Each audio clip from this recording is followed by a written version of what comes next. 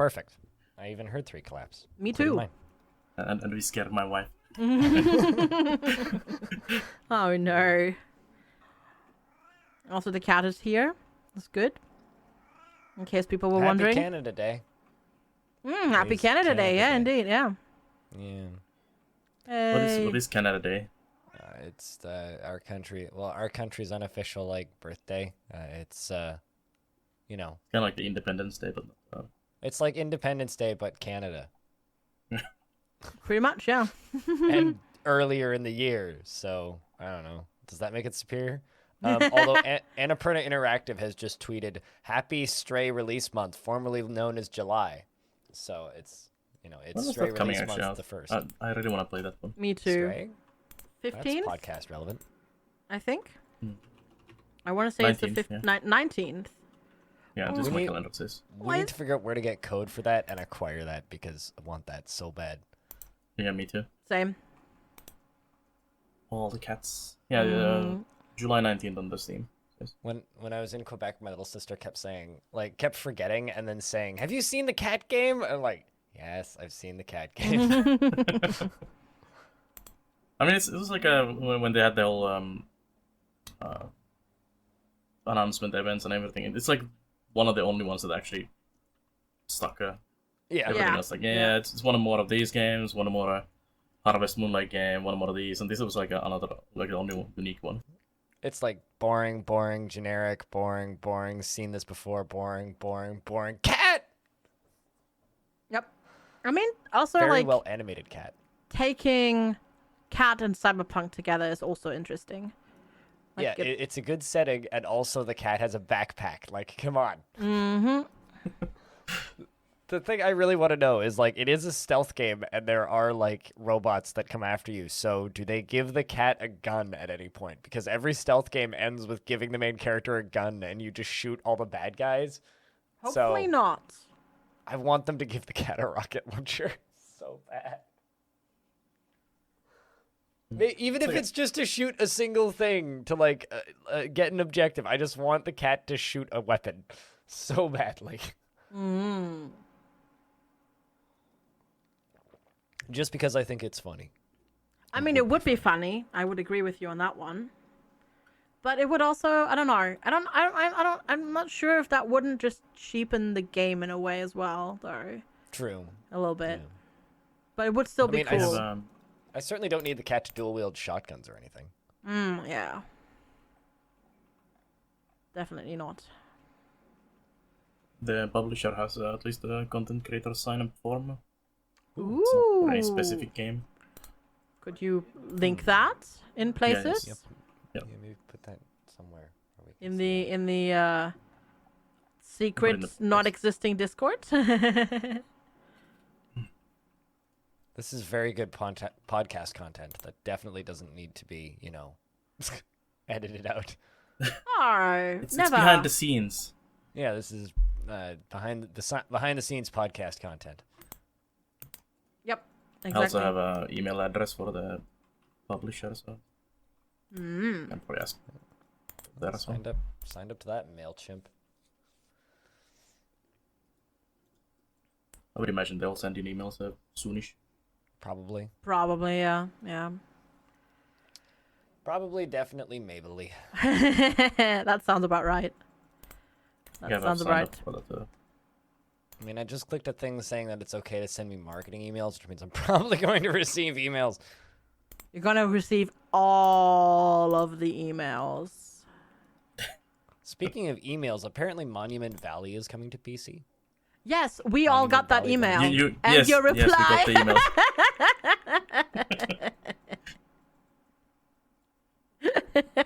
I didn't realize that went to the team email. Well, sorry. Yeah. I don't know what it is. I posted it in Discord as well. I don't know what it is, but something about the way you present that email on your page in particular confuses people so much. Maybe you need to have big bold shiny letters saying send me an email here, send me an email about my team here, or something.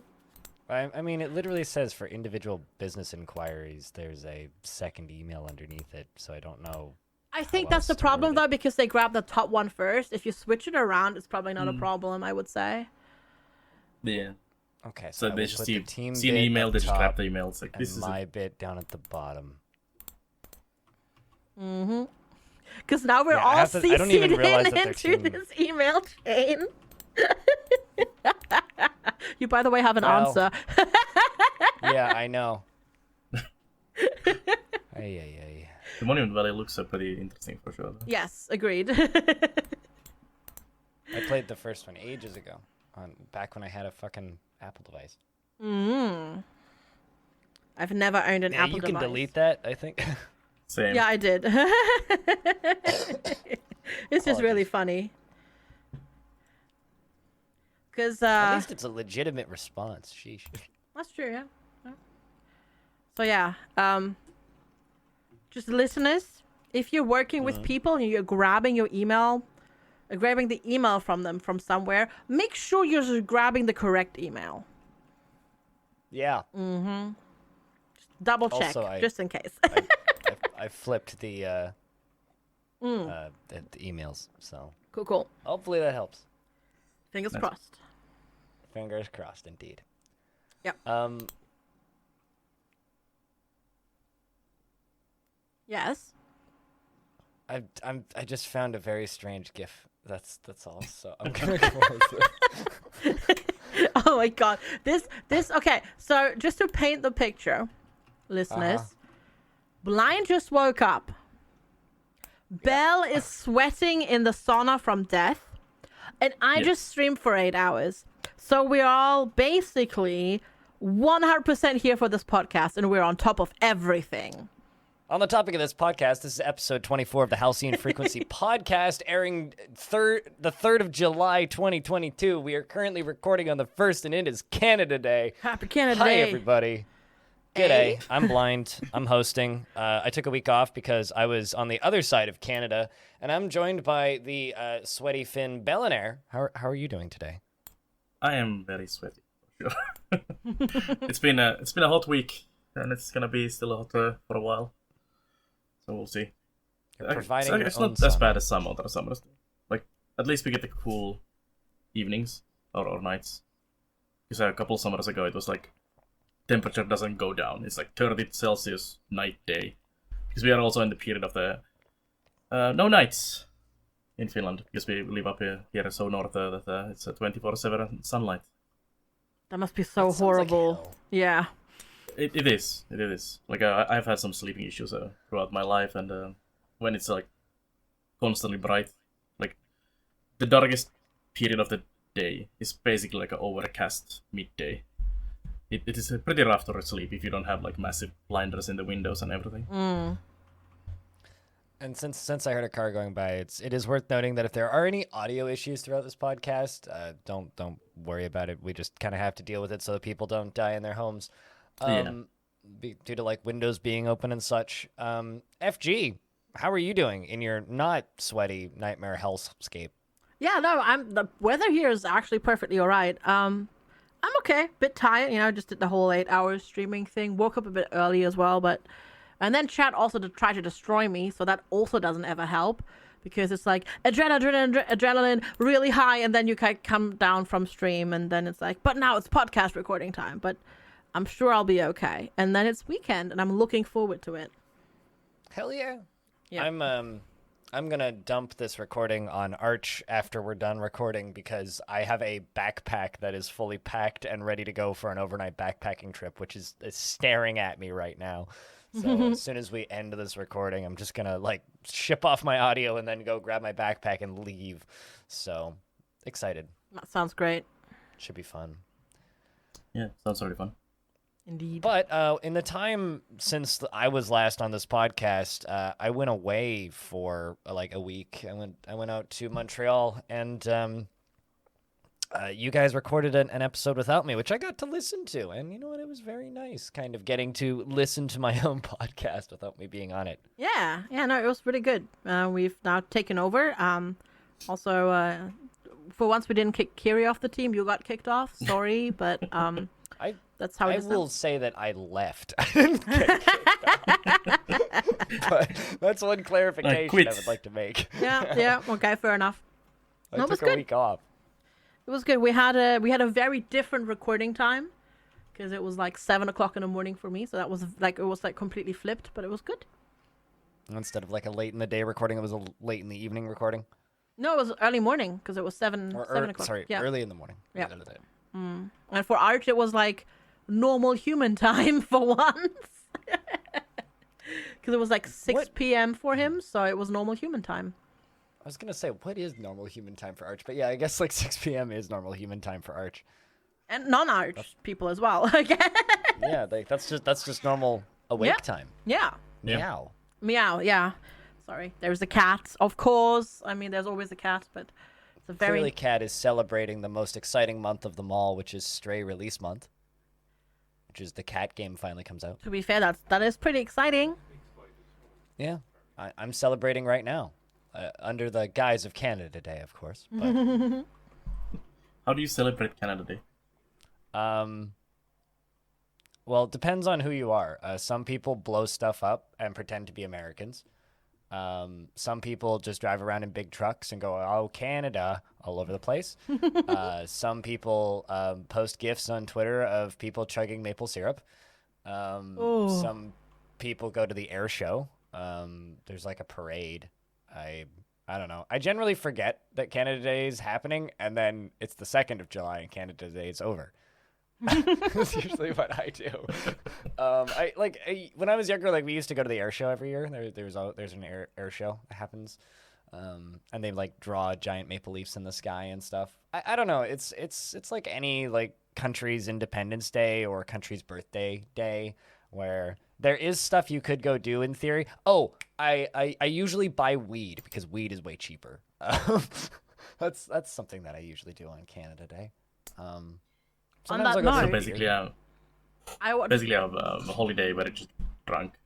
Yeah, it's just a normal holiday and excuse to abuse substances. But today I'm gonna climb a mountain, so I guess that's what I'm doing on Canada Day. The funny thing is just you said it's like any other country's like National Celebration Day, unless you're German. Because if you're German, you don't do anything. It is not a day to celebrate. Like when is the... Well, it would be. So we don't celebrate like Germany per se. Yeah. What you do is you celebrate the Day of German Unity. So when East and West Germany reunited on the 3rd of October, that's like the holiday you would celebrate, I suppose. But there's like an official thing.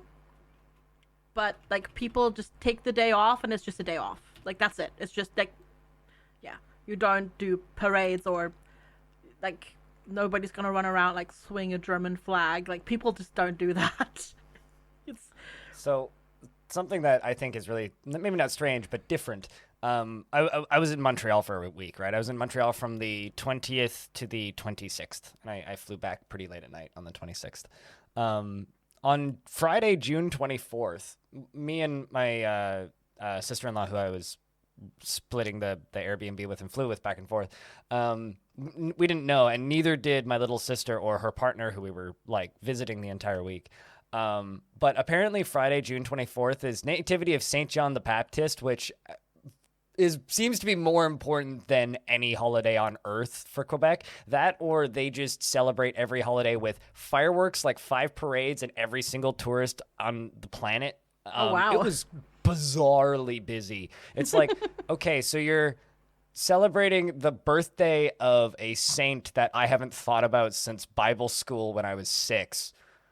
And there's like French flags everywhere. There's like whole entire streets blocked. There's like outdoor concerts and festivals happening, and it's like, what an odd thing to celebrate. Yeah.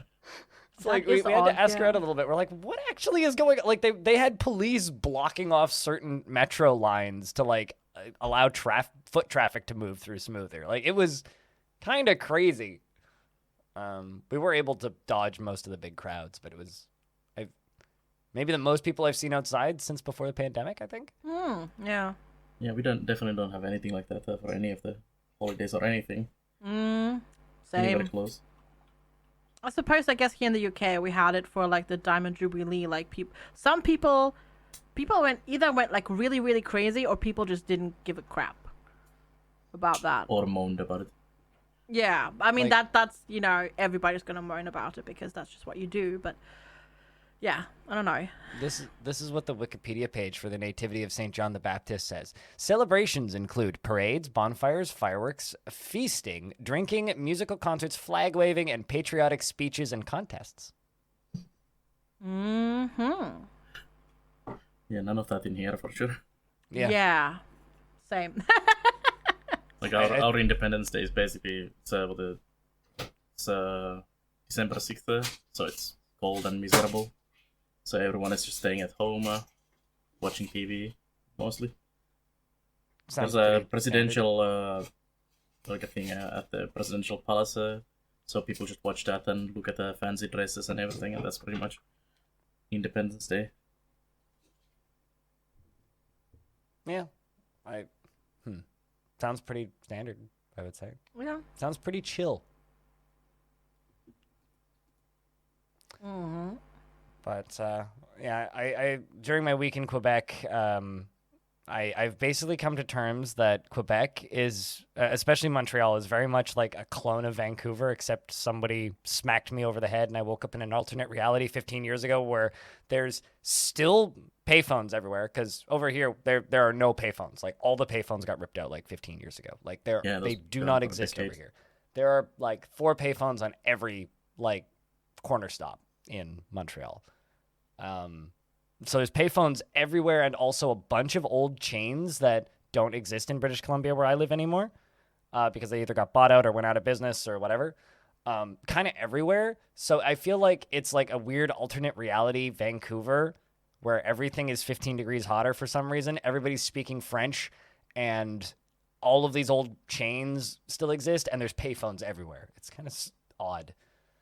But can I have the similar experience always going to UK, especially when I was in Sheffield for a summer. It really felt like I was going time traveling 15 years ago. Also, they locked my bank card when I got out there. It's not common anymore. They took a while, but most of them have now been like either dismantled or repurposed to something else. Payphones here were just like a nuisance because they were either like used by kids to prank call people or people to buy drugs, and so they just dismantled them all. Yeah, once the cell phones became a thing, they just vanished like instantly. There were a few here and there, just in case people don't have cell phones, but like very, very, very rarely. Like, because most people just have phones on them now, right? There's like emergency phones in the underground train stations, but that's about it. Yeah. That makes sense, yeah. We had such a huge push for cell phones when they became a thing with the Nokia and everything, so of course, everyone has a phone. And even if you don't have like money to buy one, the government basically provides you.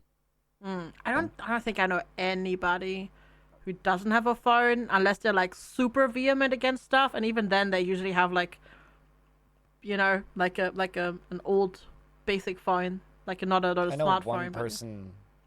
I know one person who doesn't have a smartphone, and it's Ponce. So that's Twitch streamer from Vancouver. His wife has a phone though, so sometimes he'll have his wife's phone, but most of the time he doesn't have a phone, which is kind of fun. I was weirdly against them as well. I don't. Why do I need a smartphone? It's like I have a phone.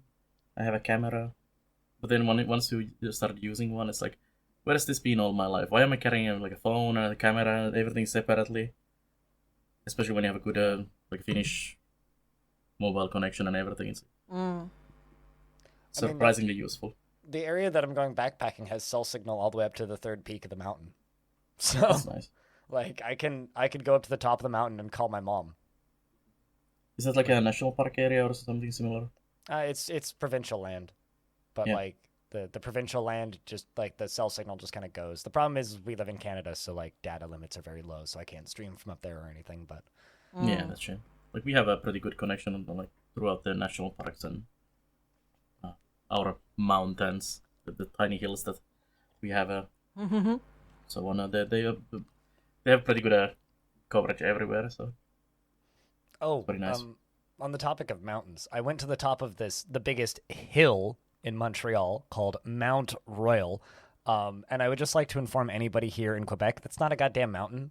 That's a hill, a small one at that. Like, I grew up on a hill that was bigger than that, and we call that a hill. That's a hill.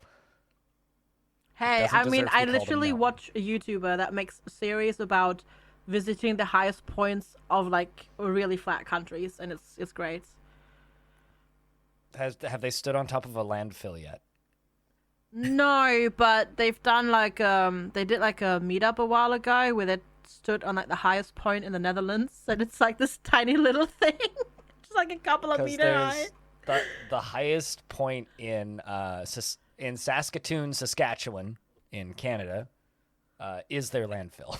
Yeah, I'm not surprised. We actually have here, actually pretty close to me, even is this old like a landfill area, which they turned into like a skiing hill. Yeah. It's very tall. It's not tall, but at least somewhat tall, and there's like ski lifts and everything now there. Yeah, that's not too uncommon. Yeah, the area that I'm from in Germany used to be like old mining. They used to do coal mining there, and so all of the refuse skips like from just mining. So like it's all slag and like, you know, the dirt and like stone and all that sort of stuff that they didn't need. All of that's now being turned into like parks and like hills to do stuff on, because they literally like it's so much they can't move it. Like it's just ridiculous, the amounts. And the entire ground underneath all the cities is basically like just full of holes, and sometimes there are just sinkholes in the middle of the street because that's where a mining shaft was. Yeah. Wow. Yeah. That's so let's put the refuse to some good use. Yeah, exactly. Another thing I'll say about Montreal is the roads over there are terrible. And Belannaer, maybe you can like help me with this, but like their excuse and reasoning for the roads being horrible, and like the roads are horrible, the sidewalks are horrible, they're covered in gravel and dirt all the time. And their excuse is three things. It's a big city, it freezes for like 8 months of the year and is like 40 below and covered in like multiple feet of snow every winter. And they claim to not have enough repair crews to like keep it all maintained. How are the roads in Finland, and are they able to keep them maintained? Because I call BS on this. I think that they could absolutely have nice roads. Yeah, absolutely. Like most of our roads are pretty good, but we do get like a lot of like winter damage on the roads as well. You see a lot of massive cracks and everything caused by the water and ice and all of that. Yeah. But they do get like repaired all the time. I mean, some are, of course, especially if you go a little away from the big cities and everything, and some of the roads might be a little terrible, but especially in cities, they're really good. And they don't have like gravel or anything like that. Like we've had one of those like you have those like road cleaning small vehicles with like the rotating thing in the front. We've had like those driving past our house like non-stop. Because like we're a fairly small city. The entire time I was in Montreal, I didn't see a single street cleaner. And also, they seem to like just shut down entire streets and renovate them. But from what I can tell, they shut down and renovate the same streets every year. So there are certain streets that are really nice and well maintained, and then the rest of the city is just an absolute mess. And it's like in SimCity when you crank the road repair slider down to 0 to save some money for a year, and then all your roads just go black and nobody likes them and everybody moves out. It's just like that. Yeah, you only get to really like in the winter time, like in Helsinki, for example. If it's like you get a ton of snow, you might have some problems on the roads for a little while, or even maybe a couple of days. Like last winter we had a really bad snowfall one of the days, and it was like at least a couple of days until everything was cleared. But other than that, the roads are just totally fine. So another thing I want you guys to do, just while I'm just mumbling about Montreal, go to Google Images and type in Montreal stairs. I want to know your guys' opinion on this. And is this just like a European thing that's been transplanted into Canada, or is this unique to Montreal? Because all of That's their a lot of stairs. all of their units have these outdoor cast iron stairs, and they're all extremely steep, and most of them spiral at some point. I mean, they look pretty at least. I really like the look. It looks some pretty. Of these, but no, that's the Montreal thing. Sure, yeah, that's but definitely Montreal. Now, I haven't seen anything like that here. Imagine that in the winter when it's 40 below and there's snow. Half of these these balconies bend. And there's this one house that I saw next to an empty lot that was getting like rebuilt, right? So there's just like this hole going down into what's going to be an underground parking lot right next to this thing, and this spiral staircase just spirals over top of this hole multiple times, and then their patio on top was bent, probably from snow weight. Oof. And like I just saw this constantly. It's like, how is this not like a death hazard? Also, how in the world do you get a sofa into your place if you're moving in? How do you get a TV up that? And people are just like, oh, ropes and pulleys. It's like, why is that like intelligent in any way? What the hell? Yeah, I was gonna say you would just winch it through the window. Like, man, I'm so perplexed by like these stairs. I realize this doesn't work very well on an audio podcast, but. They do look really dangerous, yeah. You probably have to like keep them like super clean, like in winter as soon as it snows, like get it off and make sure like the water doesn't freeze on them. You can't really get like a snowplow or anything there easily as well, because the stairs are going to be in the way all the time. Yeah. You'll have to do it basically by hand. Yeah, and they're cast iron, and like none of them have like step grips or anything that you'd step on to like walk up, if that makes sense. I don't know. It's also not a very wheelchair accessible city. Like everything is stairs, and there's like even down to their metro. Their metro was all dug in the 70s, and only like 1 in 5 to 10 stations has an elevator, and they're all like multiple flights of stairs. Like I put out a tweet like pretty early in my trip, which was just how to stay in shape in Montreal, take the metro everywhere and only take the stairs and never use an escalator, because it's like we have this one escalator down to Granville Street Station in Vancouver. That's like, it's about 2 stories that it goes down. And it's the longest escalator in Vancouver, period. And it's like, there's this weird, like, there's this plaque next to it. It's like longest escalator in Vancouver. And it's not very long, but Montreal, every single one of their metro stations has about 4 escalators that are about twice as long as that. So you could easily walk down like 5 flights of stairs in and out of every train station. Like, it's ridiculous how deep they are underground. Yeah, they're very deep here as well. You have to go fairly deep with the escalator down. You definitely get good exercise on those as well. That kind of like the cast iron stairs and those is exactly the kind of stairs that my wife really hates. So she would probably not get into any of these apartments in Montreal. I would also definitely 100% fall down those stairs. Like, no questions asked. Yeah, you imagine like a winter when it's icy and everything. Yeah, I would. Oh god. That's like a broken legs and limbs. I was talking to Adam, my little sister's partner, and his statement basically is just, how do you deal with the stairs in Montreal? Live on the ground floor.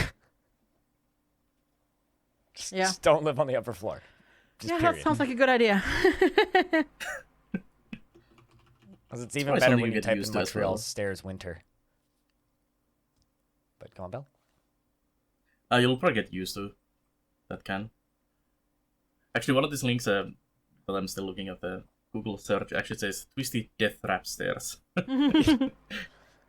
Well, in the time I was there was right across the street from where my little sister and her partner live. There's another row of like housing blocks that are there. They were 6 units, so it was 2 units at the bottom, 2 units in the middle, and then 2 units on the top, right? And the 2 on the bottom just had like maybe 3 steps in. The 2 in the middle had like a flight of steps in that were like straight with like a spiral at the end, and then the top one had like a full spiraling staircase all the way up. So they had 3 separate staircases for these. And in the time I was there, I actually saw an ambulance get called to one of them. I have no idea what for, and I didn't see a body getting taken out, so I don't think anybody died. But, like, watching them carry a stretcher up this tight spiral staircase just gave me anxiety. It's like, this is not safe in any way. Like, what the hell? Yeah, you have to be also in a really good shape to be able to carry someone up and down those. Like, you normally even have to be normal, like, ambulance crew has to be pretty good shape to be able to carry a person, especially if they're like passed out or anything, but doing it on those stairs, no thanks. Yeah. Well, that's the kind of the main thing I really wanted to talk about with Montreal. I had fun on my vacation. I got to ride a bicycle around a race car track, wandered around a bunch of parks, went and got really drunk with a viewer. So I had fun in Montreal. But I think it's time. Pretty city. It is a really pretty city, yeah. But I'm going to take us to a real quick break here. When we come back, we're going to talk about the games that we've been playing over the last week. So let's just hang in, and when we're back, we will continue this podcast. Thanks for listening. Hi, this is Tidikiri. I'm a full-time content creator and Twitch streamer focusing on indie and strategy games. I'm advocating accessibility in video games, especially when it comes to simulation sickness. I love chatting with my wholesome community, achievement hunting, and winter.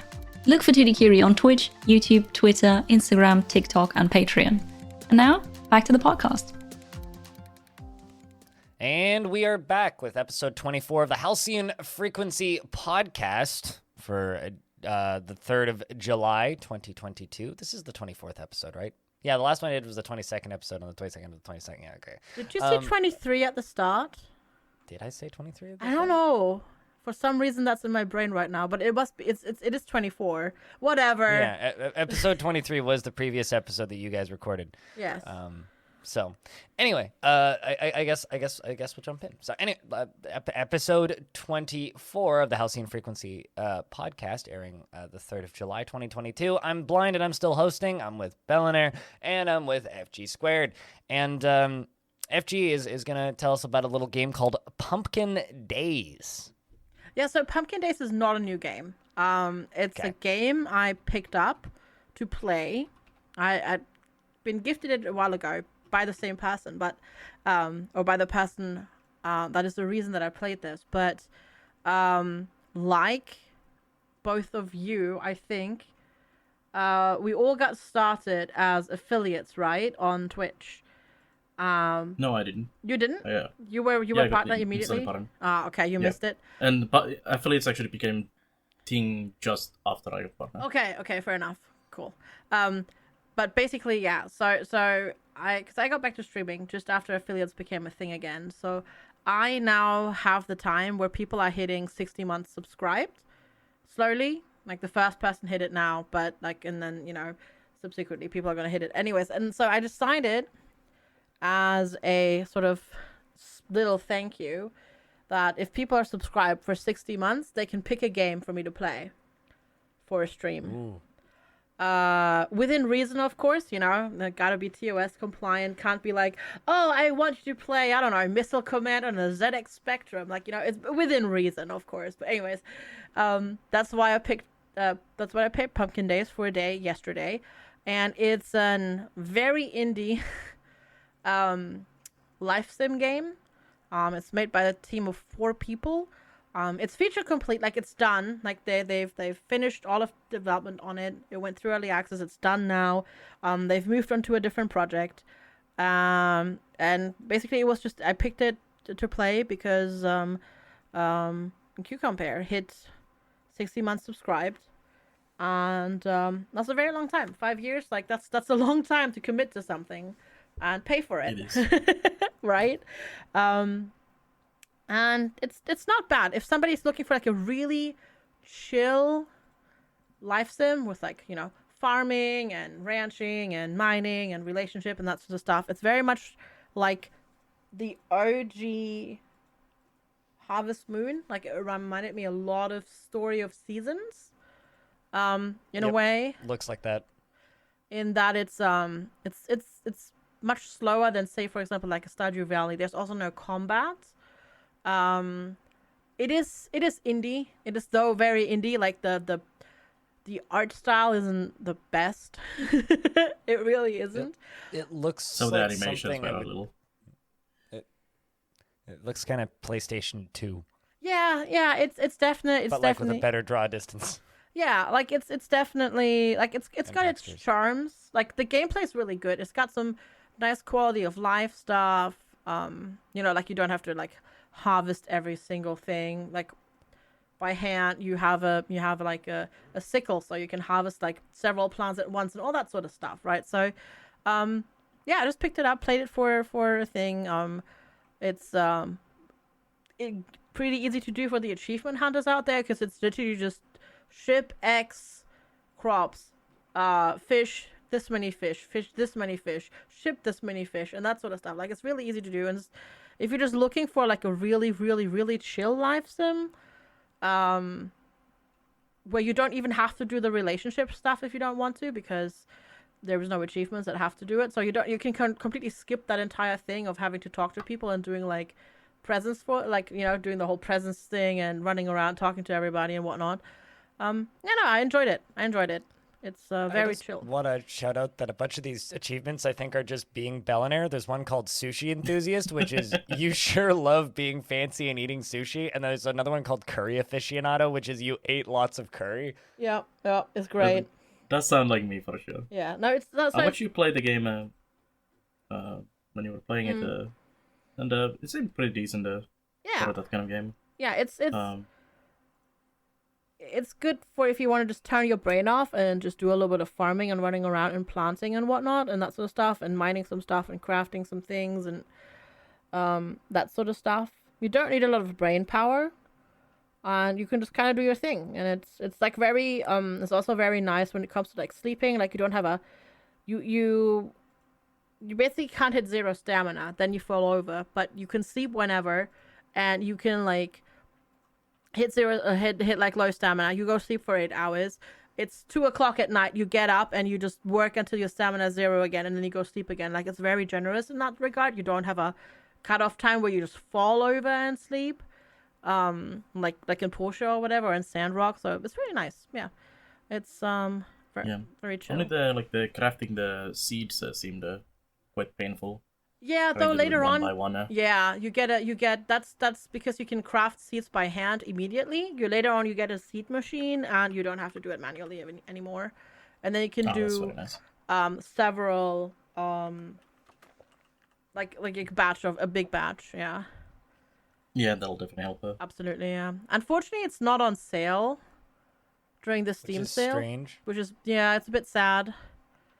I will say it has the perfect number of reviews. Oh yeah. No more reviews allowed now. No one's allowed to review it. It's got the right number of reviews. Yeah. I will say it does seem a little bit expensive, but that's kind of my only. It is a little bit expensive, yeah. It was cheaper, I think, during early access, I want to say. But also, like, looking at the reviews on Steam, like, this one person has 5,716 hours, excuse me?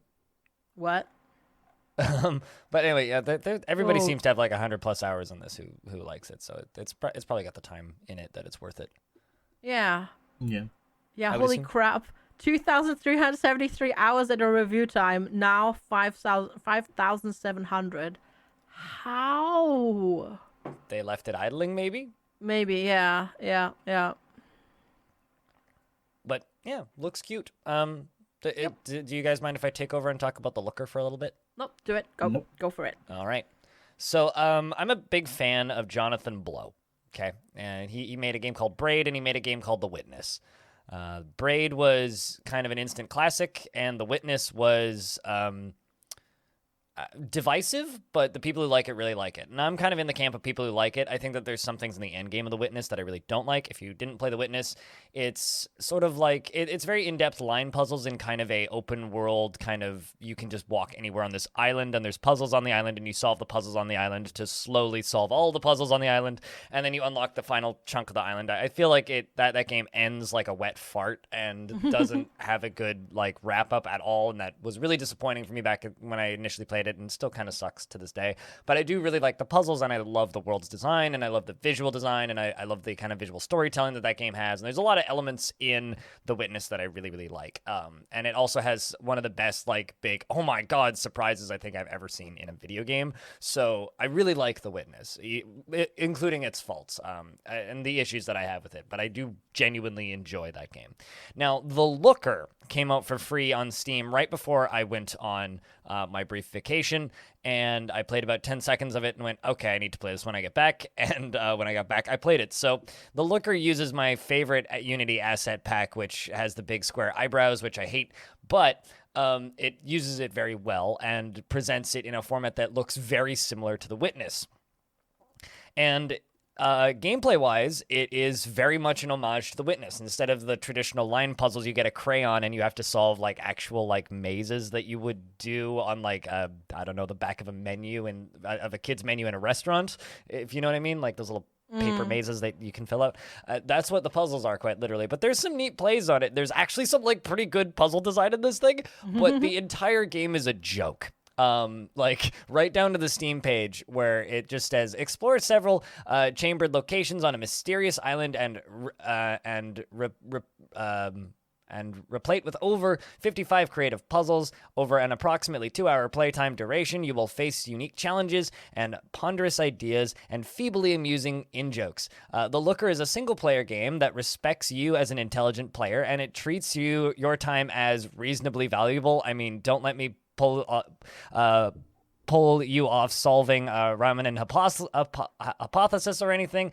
As such, I will level with you here. Not every joke will be a hit, but no matter, there is no filler material, so the puzzles are fun, and if you really think about it, there aren't real solutions, and the real solutions are the friends we make along the way.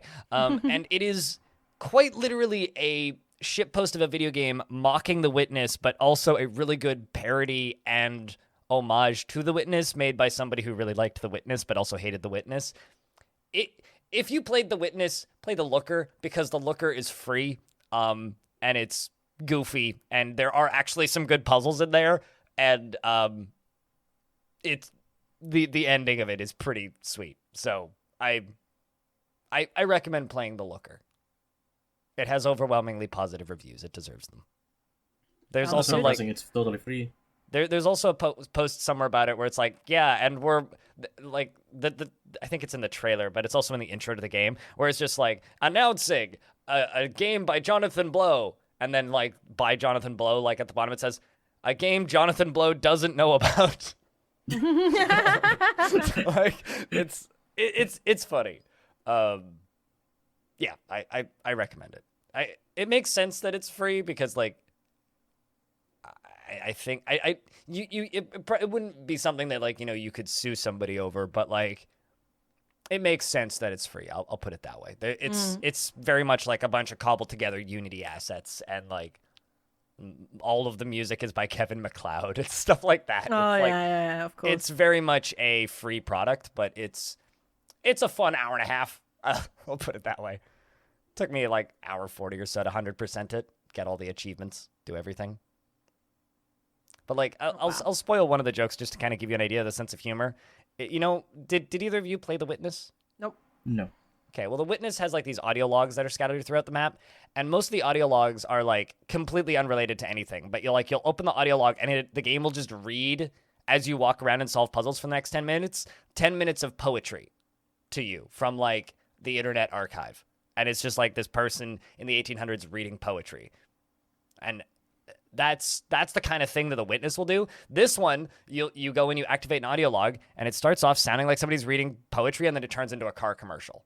Nice.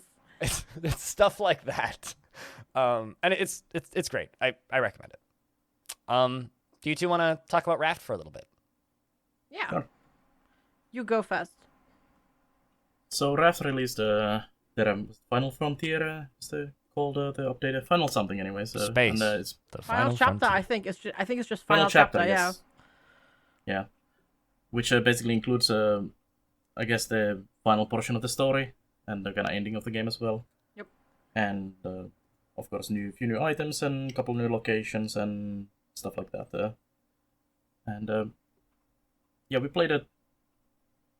That on my stream, and if she played on, I guess your stream as well. And I played with a few viewers. It was great. More Raft is always great, but I would still work a little on the game, especially on the progression. Some of the new encounters that they added, I was kind of surprised to have basically a boss fight in a Raft. Oh my god! I was really surprised to see those, even though they were actually pretty fun. If not instantly really clear what you need to do with those. Yeah. It was more Raft, and we really enjoyed it. super happy that there's more Raft and that they finished it and it's a finished product and you can play through it now and that sort of stuff. Overall, I think that I 100% agree with you. Chapter 3 is the weakest of all the chapters. Which one is the chapter 3? The one that the final chapter. It's the final chapter. So it's just the final one. Yeah, because because everything, including Tangaroa, so the location with the big skyscrapers, that was chapter 2, and then after that you head on over to chapter 3, which has, I guess, 3 big locations. I'm not gonna spoil which ones, and 2 of them have boss fights basically, and compared to chapters 1 and 2, the pacing just felt really off to me. Yeah, same. Yeah, and the boss fights did, because Raft is like this semi-chill survival game where of course you have to watch your food and your water, and there's brews that you have to fight, but it's still, it's a survival game that's about crafting and building and getting new items, and then you have some puzzles that you need to do in the islands, but like there's nothing like the puzzles are fun and good, but then I don't know, the puzzles in chapter 3, especially, this is also a spoiler, in the radiation in the reactor. Yeah. Oh my god. Who thought it would be a good idea to give the suit about a 2-minute durability or like 90 seconds durability? I think that's a big problem, like in the whole game. Like durability of everything. Yeah. Could be doubled. Yeah. And it would still not really affect anything other than you don't need to grind as much materials. Especially the more like higher end stuff. And I think like the availability of like titanium is just ridiculously low. Especially if you're not just island hopping and grabbing it from every island. But if you're like progressing the story and following the story, I don't think like any of the story locations give you maybe like 1 or 2 bars of titanium throughout the whole thing. Yep. And like simple things I need like 4 to 6. Like if it's just a storage, the biggest storage needs 6 bars, if I'm not mistaken, or 4. And it's not even worth it. No, it's not. Yeah, it's not worth it. It's not that much bigger, and you could just make the smaller ones easier and make a bunch of them. So like titanium is a huge annoying grind, and we ended up like skipping pretty much every like titanium item except like the machines, because like the battery charger and so on is really good, and they only require like 4 usually or 6. Yeah. But then when you need to make tools that cost the same and break after a few hits, it gets really, really grindy and annoying. And I would definitely do some kind of, either make the titanium a lot more accessible, like each mining, wherever you get them, gives you more of it, or just sprinkle it to the story portions, definitely, and so on.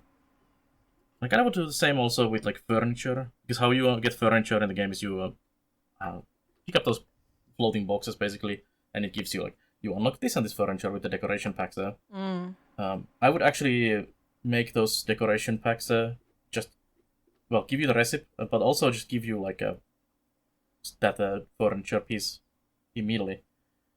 So you could just slap them around your ship and like, I found this cool thing. And same also in the story portions, they have like these vending machines where you can collect tokens and buy some of the furniture pieces, which usually are the like the pieces that you see in the environment, like paintings and flowers and things like that. You can then buy them and put them on your ship. I would just sprinkle those as like findable things instead of remove the tokens totally, or just keep the tokens as well, but just sprinkle those throughout the place. And I found this sofa. Now it's on my ship.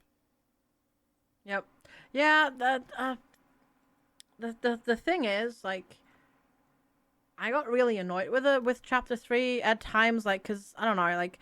Also, the second boss fight in chapter 3 was just really annoying, because it's literally just, I don't know. So the thing is, I guess I have to preface it a bit different. I played single player, right? And in single player, if you die, you lose 2/3 of your inventory.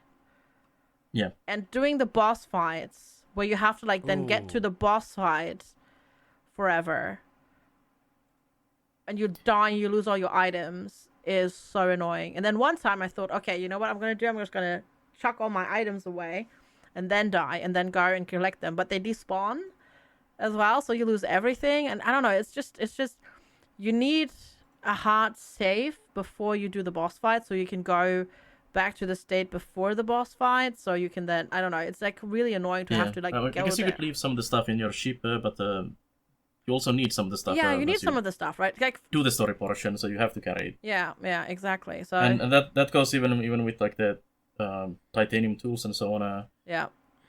Those are grindy, and then you can lose them permanently by dying.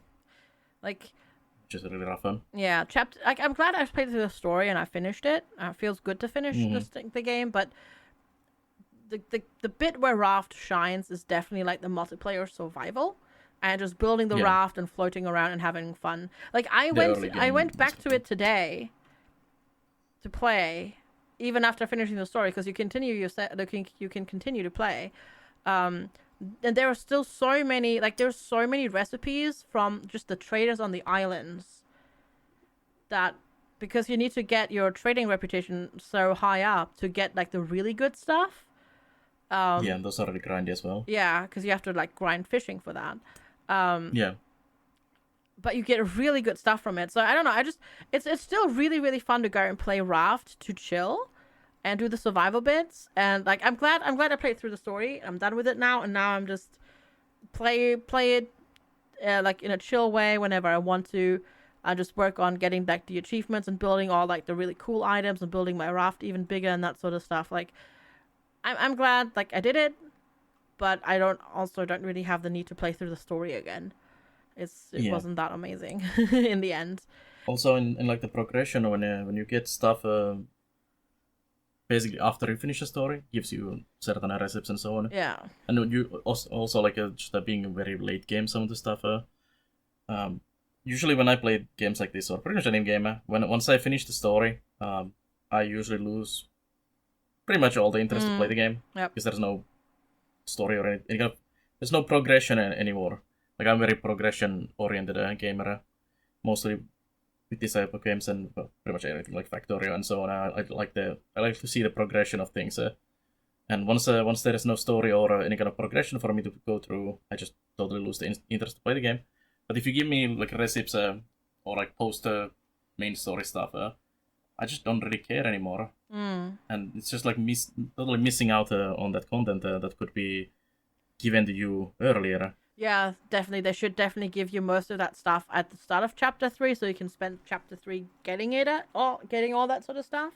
Yeah. And then do the stuff. Because at the same time, like, Chapter 3 felt, like, badly paced and also really rushed. Like, it almost feels like, and I'm kind of, like, putting words, like, in the dev's brain here, or, you know, in their mouth, basically. It feels a little bit like they just kind of wanted to be done with it. Like where they were like, it's not great, but it's okay. Let's ship it and be done with it. Yeah, because but that's certainly a case with a lot of like early access games. Yeah. At some point, they just decided, okay, this is the 1.0 version now. It's out. Yeah. And we'll work on it later, maybe. Maybe a little bit, yeah. Because to be fair, it wasn't early access for a very long time. I say very long time, pretty long time. 4 years, right? Yeah. Is since it came out, so. But yeah. It's still early access. No. It's done. No, this is the 1.0. Yeah, this is 1.0. Yeah. It's not done, but it's 1.0. Like it's full. It's story complete as far as I know. Yes. Yeah. They might do some tweaks and whatnot. They still definitely have to do some bug fixes because there are still definitely some bugs. Like llamas will just escape, for example. Like animals will just escape sometimes from their pens and that sort of stuff. I had mine randomly swim in the ocean today. Yeah. Did you try driving the... There's this snowy island where you get at a certain point, and there's those things you can drive around in there. Did you try driving one of those into your ship? Oh, heck yeah. Yeah, but you sink to the... You don't... Yeah. Yeah, of course, yeah. It stays there until you move the ship, and then it just kind of glitches out weirdly. Oh, mine just, as soon as I was over the water, it just, like, went straight down. Like, it didn't even, like, all forward momentum was just gone.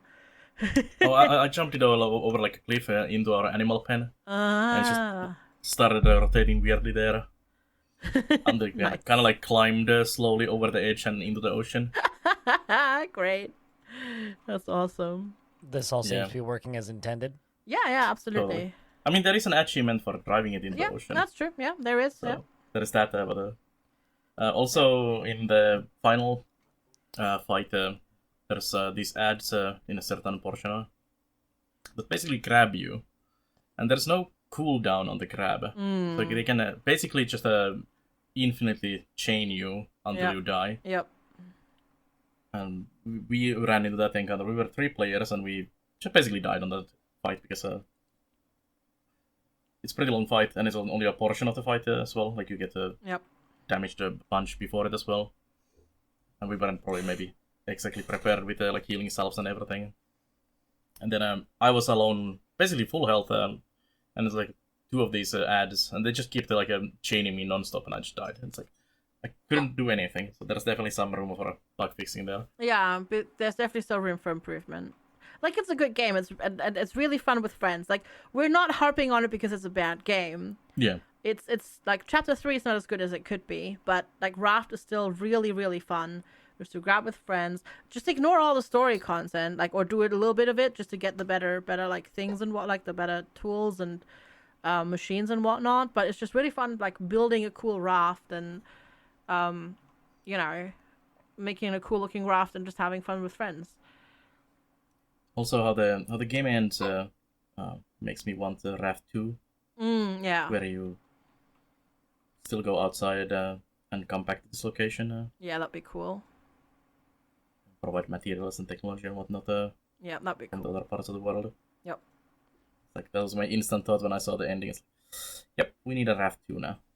Yes, so just improve on it and make it a bit better. And my take on Raft, as somebody who played the very, very, very early single-player itch.io demo for about 20 minutes until I fell through my Raft and went, this game sucks, and then uninstalled it and then never bought it or played it again. Raft strikes me as a game that got way bigger than they ever intended it to and was never built to be as big as it ended up being. Not really, because like the multiplayer is actually really solid. Like big in that regard. Like that stuff works really well. Like, it's a really, really well done survival game. And the cool thing is, what's really cool about it actually, it has different difficulty settings, but it also has, like, you can use mods on it, so you can mod the game and you can do so much stuff with that, which is really cool.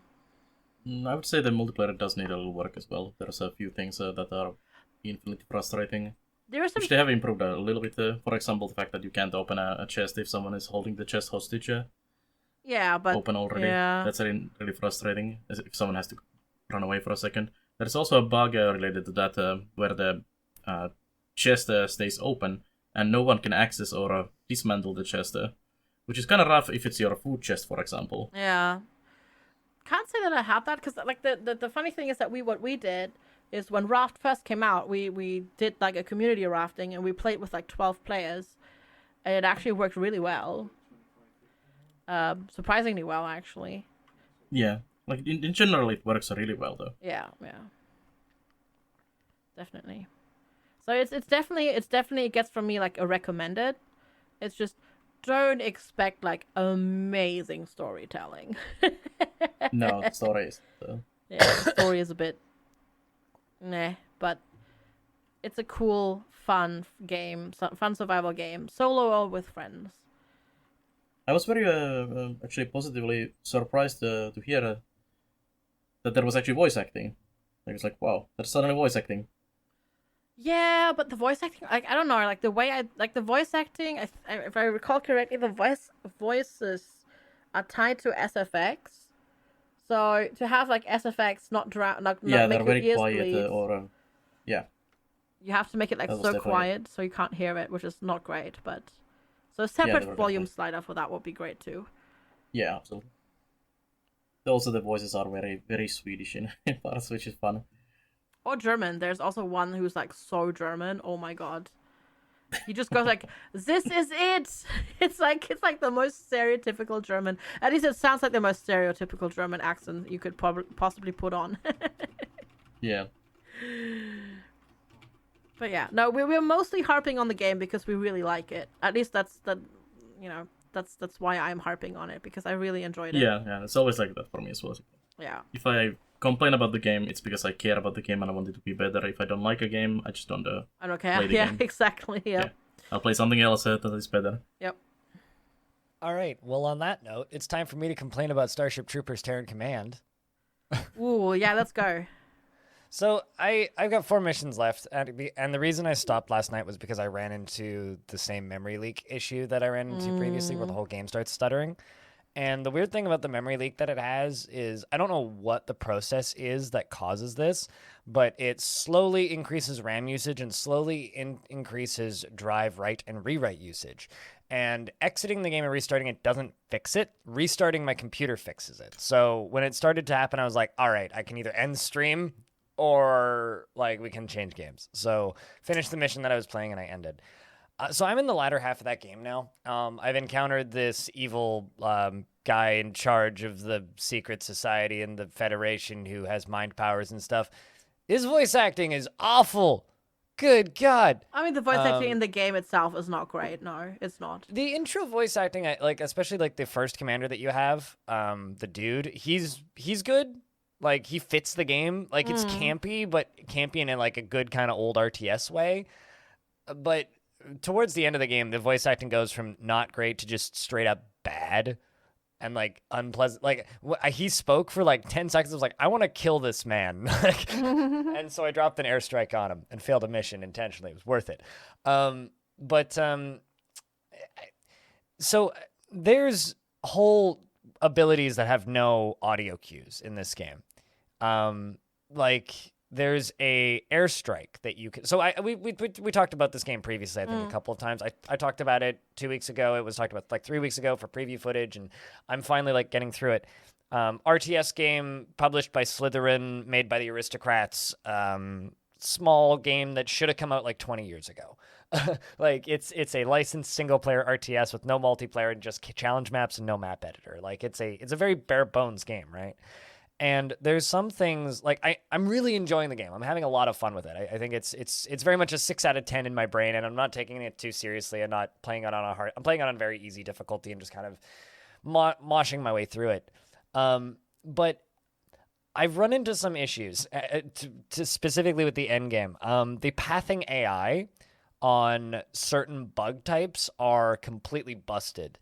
Yes. Specifically the tankers. What do you call it? The scorpion bugs. They shoot like a beam of acid and can one-shot your big mechs that you get later on. The big mechs, the Marauders like to get stuck on each other.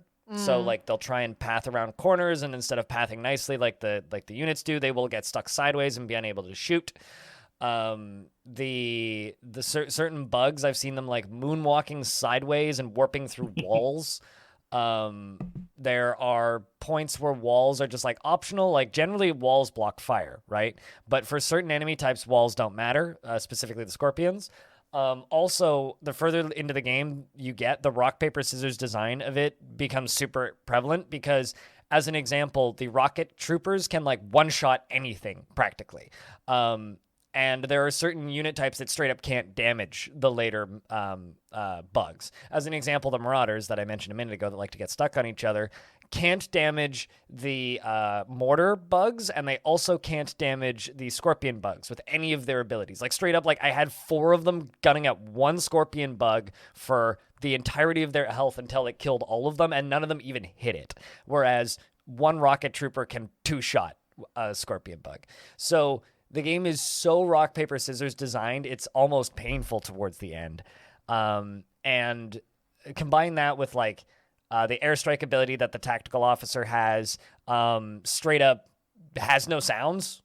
Like there's no sound cues until the explosion goes off, which is really weird. Like he'll call in this airstrike and this ship will just go boom and fly by, and then like no sound will happen, and then this explosion sounds. It's very odd. Considering there's like a literal bomber flying, that should make some like jet. Give me like a, or get a developer to just go, and done. You've got your sound effect. Like it's, I don't know. Like it's it's fun. I'm enjoying it, but man, there's like a lot of little things with it that are just slowly starting to build up. There's these city maps that you play in, right?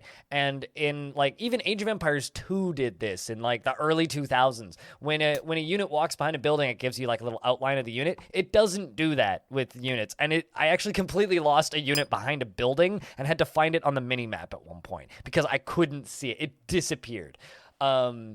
And because they're not individual units, they're squads.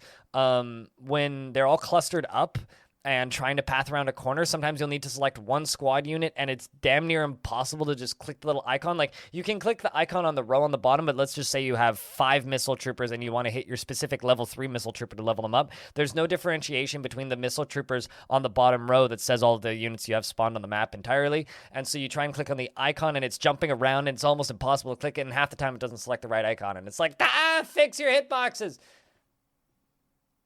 It's definitely very much I echo a lot of the stuff that you said. Yeah. I still really enjoyed the game though, and I wish it were longer. It's very much an indie RTS, and I really kind of want to know how the heck this actually happened, because somebody must have paid for the franchise, like for the licensing fee, and then giving it to this indie developer, and this must be a fascinating story how that came to be, but it's still fun. It's still freaking fun. Somebody popped into my chat last night and goes, "Wait a second. When did this come out?" And I was like, 13 days ago. And they're like, "No way in hell. That's not real. What universe do I live in?" It's kind of Slytherin's like thing though, right? Like this is the publisher that put out a Battlestar Galactica in 2017, a Battlestar Galactica game in 2017, right? Like they're not totally strangers to taking a weird old IP that doesn't get used anymore, that's like 15 years out of date. All I can think is it must be cheap, right? I would imagine so. Yeah. It's a fun game, but I hope it gets some love in patches, because like they've patched it a couple times, but the frustrating thing is like it's pretty typical Slytherin patching where there's no patch notes. So I don't actually know what they're patching. They have patched it a number of times, but like I don't know what they're putting into it or what they're changing or what they're fixing. I wish that there was like some communication about that memory leak, because I have seen some forum posts about it and no one's responded to it, and it's like it's a fun game that shouldn't exist, and the little cartoons shots are kind of perfect, and I wish it had like a score-based survival mode with a random map like oh my god, wave-based survival mode would be so dope for this game. I would love it. Also, I just realized it's not the aristocrats, it's the artistocrats. Like it's the aristocrats. Yeah, I totally didn't realize that. Also, I just went on their website. This is their only ever second game that they made, and the other one is called Order of Battle, which apparently came out in the last one came out in 2015, and it's turn-based strategy, a World War II game. Yep, this looks like a Slytherin game. Yeah, exactly. So how the heck did they make an RTS game? Like, how did that happen? I don't understand. But I'm here for it, and I want more. I want more maps. I want more. I would give them $10 for a survival DLC. Yeah, me too. Give me wave-based survival with like different modifiers and difficulties. Or even just like 10 different maps and like skulls for difficulty modifiers. Done. Yeah. And give us co-op. There. Oh yeah, that'd be cool too. Yeah, co-op command, that would be great. I'm not gonna spoil like the content, but I actually think the further you get in the game, the better the missions get. Actually, like because they actually introduce some challenges later on. If you still have 4 missions left, you still have something to do, and I actually really enjoyed the later missions, and I just got into the game, and I got into the I need more of this. I want more of it, because for some reason, even though it has all of these issues, it's still so fun. And it's really nice to play a low maintenance RTS. Yeah. Like it's it reminds me of Halo Wars in a weird way. It's like it's almost like playing Halo Wars but good, because Halo Wars sucked, right? And that's the issue that I have with Halo Wars. Halo Wars was bad when it was new, and it's bad now. This feels like I'm playing Halo Wars, but with 10 times the charm, music that fits the theme very well. And it feels like I'm playing old Red Alert again, kind of in a way, in that, like, this shouldn't be good, but it is. Yeah, and definitely. I'm happy that they made it. I'm so happy it exists, and I'm so happy because I played the demo. I talked about it when we talked about the playing the early access. I played the demo, and it kind of just didn't vibe, and I'm so glad, even with all the issues, it just kind of came together, and it works, and it exists, and I just want more. Just give me more, please. Please. Yeah, the demo definitely anti-sold the game for me. Like, I was really interested. Like, ooh, Starship Troopers. But then the demo just felt bad, to be honest. Yeah. And then I was watching you and Kiri playing the early part of the game, and I was like, yeah, it's still mega slow and kind of same issues I had with the demo. But then I watched both of you do some of the later missions, and I was like, now this looks like a good game. Yeah, no, it is actually really fun later on. Like it does have a little bit of a slow start, I will say, but like one of my favorite things about this game is my favorite missions in old school RTS games are kind of the indoor segments where you're like in small corridors and you have to like maybe breach rooms and like hack limited doors with very limited units, right? Like those are my favorite. Those as well. Those are my favorite missions. And they are Billions had a campaign, and it had some of the worst examples of those styles of missions I think I've ever seen, to the point where I quit playing They Are Billions. This game actually has a lot of those missions, and they are very good. They're maybe some of my favorite missions in the game so far. And some of them will be like multi-stage missions. Like there's one where you need to go into a building underground and then like take out and clear the underground building to maintain control of the building and then defend a wall on the outside of the building, and then vice versa. And the AI takes over the other crew when you're not controlling them. And that's like a really neat, fun multi-stage scenario. And there's a few of those throughout this game. And like, so it feels like I'm playing I feel nostalgic for it. In a way, like this is a style of game that I don't get to play anymore, and I'm really happy that I get to play this style of game again. Yeah, agreed, 100%. And now, even if it might look a little slow, it doesn't play slow. No, it doesn't. Like especially later on. Hectic. So I played all but one mission on normal, because mission 10 I just couldn't for some reason get like through the second part, so I did that one on easy. But like later on, there are maps that took me like 45 to 60 minutes to beat. And there was like lots of action. I was like, all right, chat, I can't look right now because I have to fend here and do this and blah, blah, blah. And oh my God, there's things over there. Yeah, I think I saw one of those, and that was what sold me. It's like, oh, this actually does force you to do a lot of stuff quickly. Yeah. Yep. And I mean, the thing is, play on the easier mode like me and just kind of do most things on one try. Sometimes you'll have to do 2 or 3 tries, but I'm keeping it pretty low maintenance. I haven't played the game other than the demo myself, but like I loved the movies back in the day. Like they're not really good movies, but they are a great kind of stupid fun. And I love that they have the whole very like militaristic whole society and everything. And would you like to know more and all that thing? And I felt like at least in the demo, they could have pushed that side a little bit more. Definitely. And I'm not sure does the actual game have like that kind of story stuff more? I didn't play the demo, so I can't speak to the demo, but what I can say is like the game starts off with like an animated intro, and in order to start the game you have to click I would like to know more. Yeah. And in between each mission cool. There's like a 30-second to 1 minute long animated cutscene, which is very much that, and the dialogue throughout the game is very much that. Yeah. Like, it knows what it is.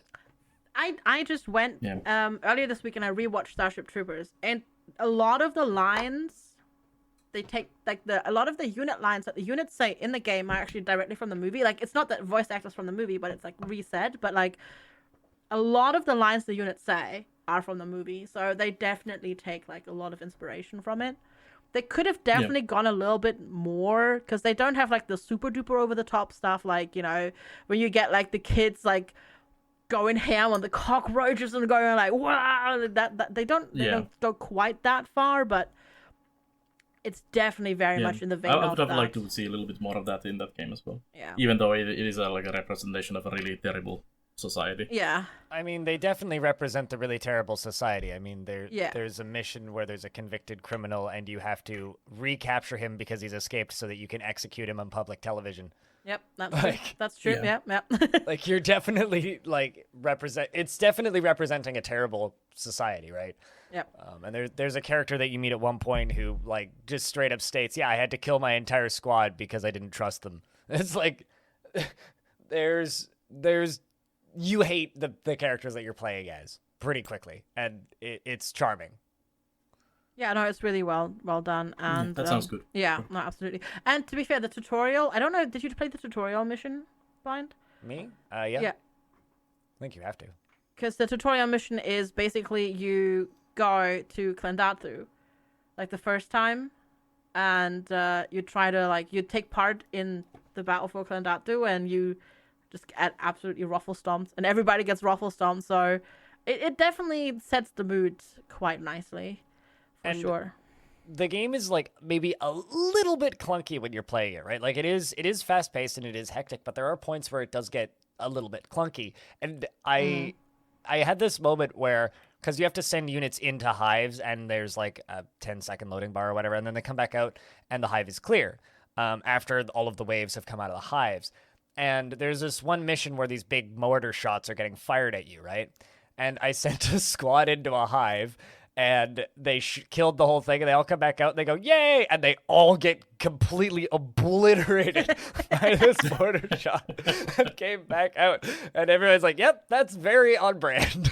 Yeah, that is. So, it does a good job, like, replicating things that would be in those movies anyway, even if it's from, like a bird's eye view of an RTS game. But it does do a pretty good job representing, like, the disorganization and the silliness.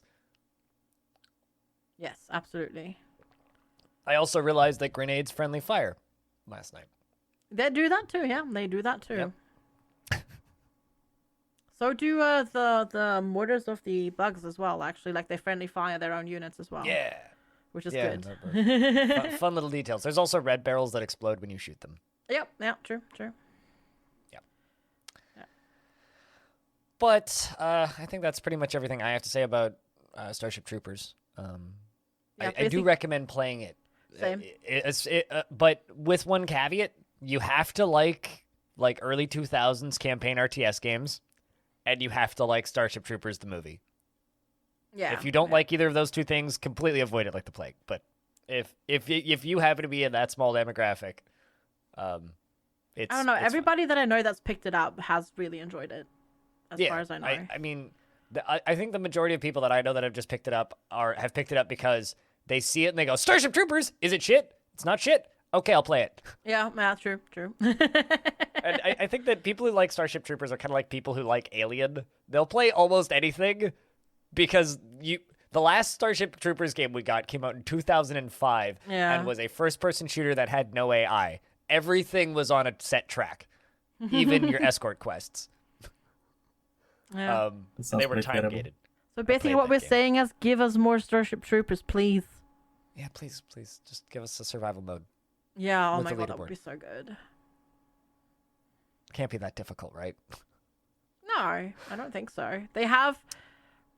Spoilers, there is a map where there's just endless waves. Sort of. Okay, well, just let us play that with a scoreboard and modifiers. Done. Yeah, exactly. That's the cheap version. Yep. But Belannaer, on your games list here, you have a thing that just says retro games.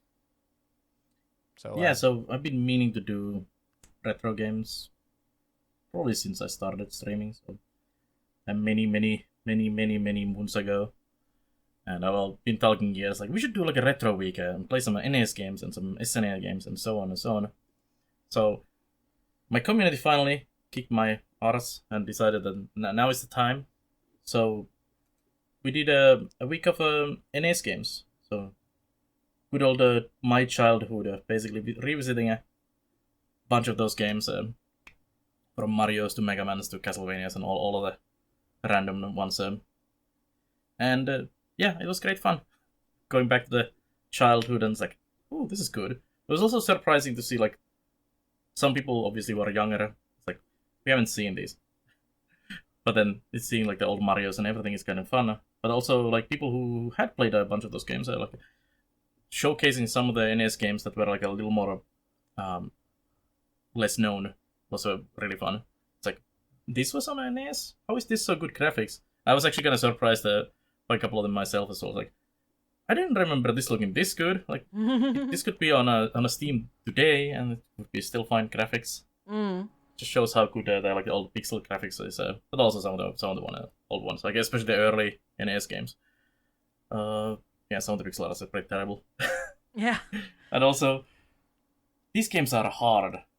Like I remember them from my childhood, and I played them at some point since later as well. But and I played through the Mega Mans and Castlevanias and Ninja Gaidens and all these like really hard ones as well back in the day. But now, even the easy ones is like, whew, I don't know how I did that as a kid. That's like really difficult. Even like the ones that I thought that, oh yeah, this will be just a breeze playing through. It's like, nope, it's not. And you can definitely. It's also like nice to see and compare. Like I haven't played like these old games in a long time, and I've been like playing like new indie games and so on and so on. And it's really nice to see like where we've gone from. Like we've started here and we've gone to here, and seeing like the progress and all kinds of like quality of life things and stuff that's missing from those early games. And a lot of them are still on that like a whole arcade mindset of just punishing the player to eat the quarters and really unfair deaths and everything, and how new games don't do that as much. Even the hard new games like as Binding of Isaac and like Enter the Gungeon and that kind of games where it's like run based and it can be really punishing. Even those these days are not as punishing for unfair reasons. Usually you know what killed you. Or like a Dark Souls, something like that. You know most of the time what killed you, and why, and you can usually kind of expect also it coming. In the old games, not so much. And that was really fun, and we will definitely do some more. We were actually already thinking of doing so we did the original Nintendo now, and we're doing a Super Nintendo next. Doing a week of that.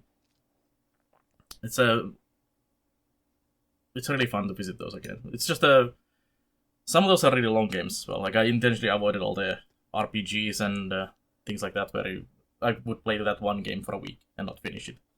And when we, as you go further and further into the like Super Nintendo, and then we go probably in N64s and so on. I kind of want to go like time-wise progression, and the further you go, the longer those games as well get. There's like so many good games on Super Nintendo that I want to play, like Chrono Cross and all of that, like RPGs, and I was like Final Fantasies, and those would be fun to play, but they probably need like their own week or a month.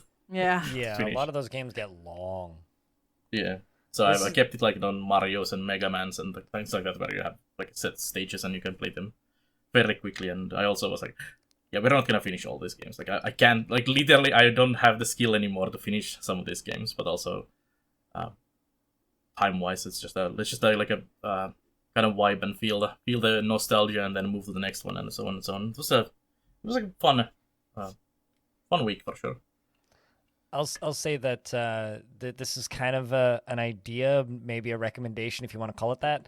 You should do a beat 'em up week where you just play like the original Turtles in Time. You play the Aliens beat 'em up that's impossible to find now, but you can still find like boards and it runs in MAME. You should do like the Simpsons beat 'em up. You should do the Superman beat 'em up, like the X-Men beat 'em up, because those are all like 2 hours. Not even. I was thinking of doing the original Turtles beat 'em up, but I skipped on it. There is a really good one on the SNES, the Turtles in Time, which I will definitely play. Good. It's so good. And also, I skipped it because we just played the new Turtles that came out on PC, which is a fantastic game. I have a ton of nostalgia for it, because of for a Superman beat 'em up on the SNES. Yeah, I think it was called like Superman Cyber something. But it's literally just like you play as every single iteration of Superman because he dies at the end of every boss fight. Yeah. It's kind of so you start off as just normal Spider-Man or Superman, and then you're Cyber Superman, and then you're like mutant cyborg Superman, and then you're Dark Superman, and then they all have different abilities. It's really cool. It's fun. Yeah. I remember really enjoying that game. Yeah, Beat 'em ups. I did do the Reverse the Ransom, which is my favorite beat 'em up basically. It's like a RPG beat 'em up on NES, and we did do that one. Didn't they and recently I really make a enjoyed it River and City beat it. Girls or something? Sorry? They made a successor to River City Ransom recently. Yeah, they did a recent one. Actually, they've made like several. There was a they did. I think one on the Super Nintendo as well, and some other like really weird ones. And then they made a modern new retro version, which I haven't actually played. But I heard it was. I saw it on someone's stream, and it did seem pretty great. And tried to go with the original game style, and some of the other remakes and whatnot. Tried to do innovate the style, and it just doesn't work.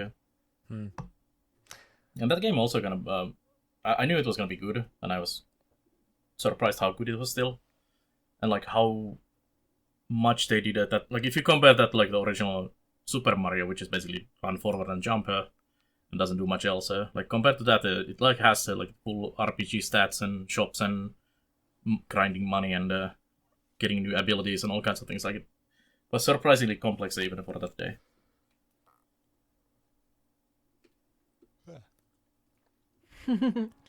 Yeah, I've been meaning to do retro games as well at some point. I do now finally have the space to not just have my consoles up in the loft, so I need to set that up and play on original hardware. Ooh. Get yourself a flash definitely card recommend because it. real cards are too expensive. Don't need flash Yeah, cards. they found it to be. But I think with all that being said, maybe it's time for us to go to another break, and when we come back, we'll talk about the news of the week. How's that sound? Sounds good. Sounds great. Absolutely. All right, so we'll be back in a couple of seconds after this short message from our, is it fair to say sponsor? Teammate. Let's do that. Back in a moment. Hey there, it's Arch from Arch Plays Stuff. I'm not on this podcast episode, but you can find me live on twitch.tv/archplaystuff, where I play wholesome games, sandbox, crafting, and generally laid back. So tune in and chill out. Back to the podcast. And we're back with episode 24 of the Halcyon Frequency podcast for the 3rd of July, 2022. And we're currently talking about the news of the past few days. I'm Blind. I'm still the host, and I'm with Belannaer, and I'm also co-hosted by FGsquared. And we've got a little story here about Rimworld and consoles and things. FG, do you want to take this one? Yeah, so apparently, sneakily as they are, Ludian, they don't often give you big plans all right, in a year from now we're gonna release a new DLC or whatever. Sneakily as ever, they have announced just a couple of days ago that on the 29th of July, Rimworld Console Edition is coming out. And yes, you heard right. Rimworld, already super complicated controls on PC with lots of menus, nestled in menus and all that sort of stuff. And is coming out on the 29th on PlayStation. I think it's also coming to Xbox, but we have the PlayStation link here, so it's going to be on both consoles. Not on Switch, unfortunately, but I can also imagine that on Switch it would just run really, really, really badly. And it'd be also really hard to see anything that's going on. Yeah, that's true. I mean, it already struggles on PC, right? If you have too many colonists and things happening. And there's the normal version. You can also get the digital deluxe version, which includes the royalty DLC already, and you get slightly early access on the 26th of July. And basically they just put out a blog of talking about it and announcing it, and obviously the challenges of like translating, as I said, already pretty complex controls with like things nestled in menus, and like the trickiness of porting that to a controller. As far as I'm aware, the studio that is doing it is pretty knowledgeable about porting. I was gonna mention that because the people that they've hired to do the port work for this is Double 11, who are originally UK based, but they recently opened up a studio in Malaysia, and they did the ports for Rust for console, the Rust console edition, Minecraft Dungeons, and Prison Architect. Yeah. So they're probably about as experienced in porting this type of game to a console as you can get, because they did Prison Architect, right? Yeah, exactly. Which is, similar complex controls in terms of building and all that sort of stuff. So, and I've heard good things about that console version. So by all means, this should probably be good. Will I play it? Probably not, because it would probably frustrate the heck out of me. But it's great. I think the correct thing to say is, will I play it? Yes, if they pay me to. That too, yes, that too. But because that's usually what it's happening with streamers and console versions. That's true, yeah, that's true. But this is Rimworld. They're not gonna do that. Yeah, that too. This is also Rimworld. They don't need it as well. They don't need it. Yeah, correct. It's great that more people get to play this game because not everybody has a PC, right? So that's awesome. It's exciting. It's not what I expected. It's weird to me though, because like the longevity and the I have a lot of complaints about Rimworld, so I'm gonna kind of just leave those aside. But like the longevity and the reason that game has so many legs outside of like just the replayability of the game itself, which is quite high. Like it's the game just in a vanilla state has quite a lot to do. But the game is so propped up and pushed by its modding community. It's almost like playing Skyrim on console. It's like, okay, yeah, you could do that. It's also like Minecraft is a kind of same. You don't have the mods as you have on the PC, and it's also very propped by. Sure, but I would say Minecraft in vanilla state is more freeform. Yeah. Yeah, true. I mean, I'm actually really interested to see how well it does on a console, because it's not what you usually would play on a console. Yeah. It's always really fun to see like a building games and strategy games and that kind of things on a console, and if they do well there. I would say this is actually very comparable to City Skylines on console, actually. But what I've noticed mostly, okay, I just did recently a sponsored, just disclosing that I did a sponsored stream talking about being streamers to sponsored to play games on console. I played Autonauts on console, the console version, and what I've noticed the most, it's doable and it works. It's just so much slower. Yeah. So much slower. Yeah, I imagine. Rimworld on console, I would imagine, would be extremely slow. Yeah, with normally I'm at like 8 times speed when I'm playing that. Yeah. Yeah, and stuff like combat is gonna be interesting. Methodical. Yeah, definitely. Yeah. Like you would have to have slower speed for combat. Like I would love even in the normal Rimworld, the normal like slowest speed when there's a lot of things going in the middle of a combat. I would like quarter of the speed, so I can actually properly control and RTS the whole thing. Yep. Same. But it's exciting. That clearly also shows that the game is not dead. I mean, not that anybody has said, "Oh my god, the game's dead," but right, like there's still stuff working on it, and I'm sure we're gonna get the whatever, probably medieval DLC soon. TM for Rimworld, and yeah, it's cool to see. It's cool to see. I would have a feeling you'll hear something about that a couple weeks after this comes out. Probably, yeah. If I had to guess.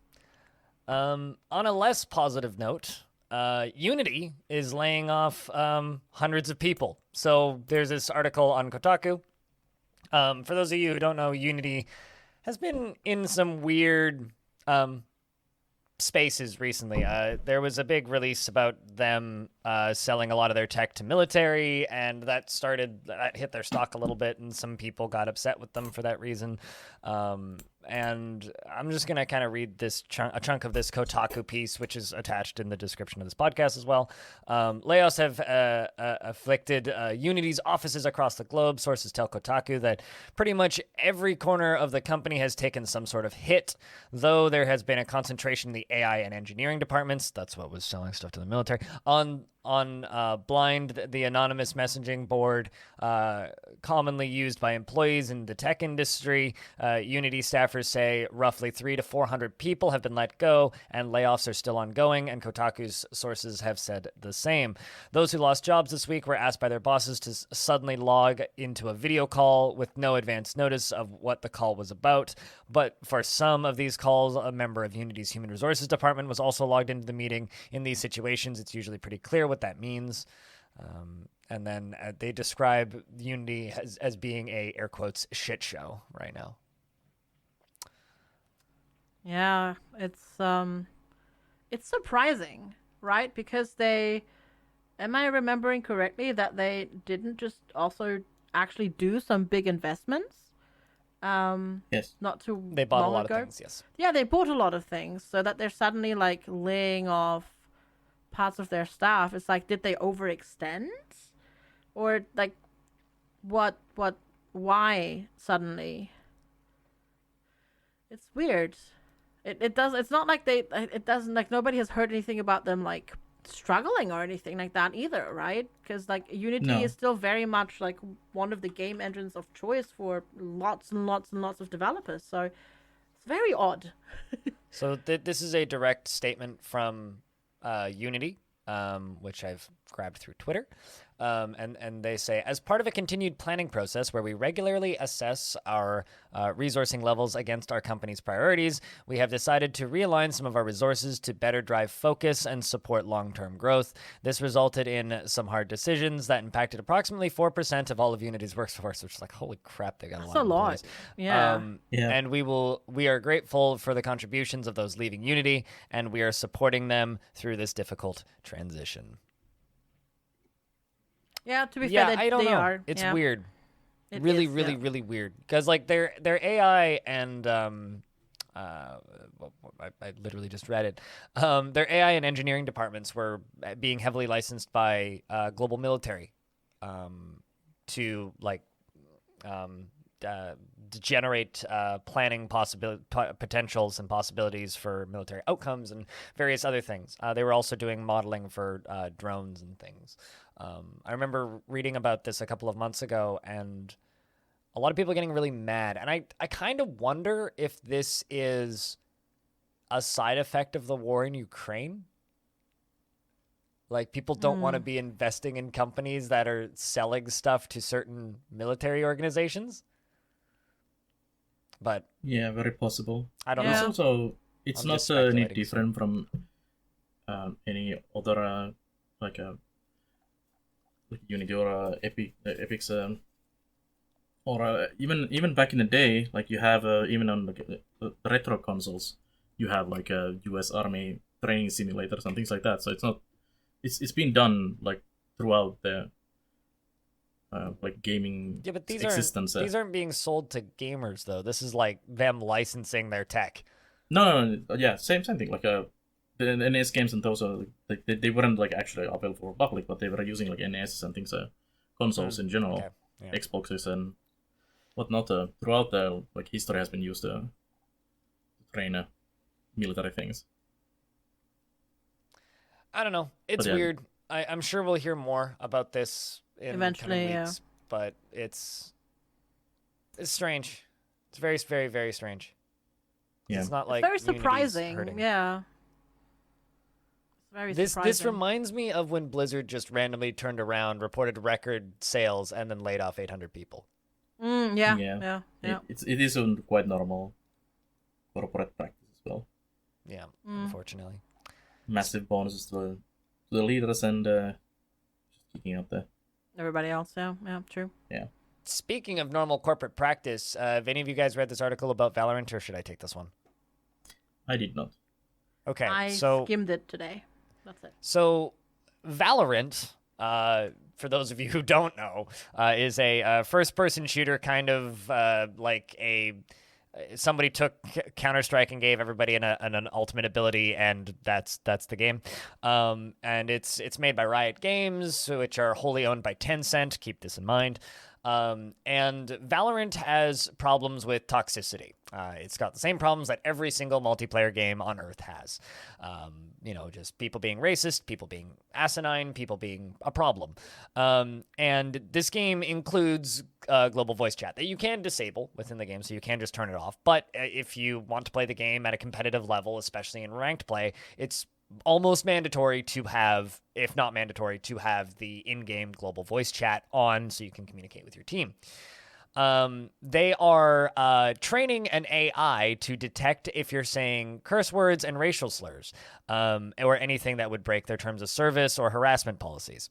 Now, essentially what this means is starting, I think today or in the next few days, for a undetermined amount of time, they are recording all of the audio from every single Valorant match and training their AIs with it to test for false positives and false negatives and positives and negatives, to be able to accurately dispatch of players that are talking. So essentially, Valorant is listening to your microphone at all times.